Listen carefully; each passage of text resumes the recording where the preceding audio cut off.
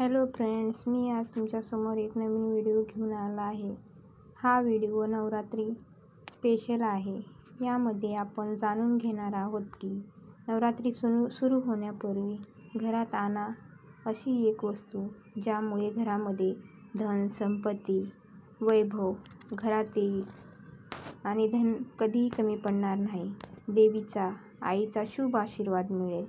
तरी आपण या व्हिडिओमध्ये जाणून घेणार आहोत अशी कोणती वस्तू आहे जी घरात आणायला पाहिजे नवरात्री चालू होण्यापूर्वी.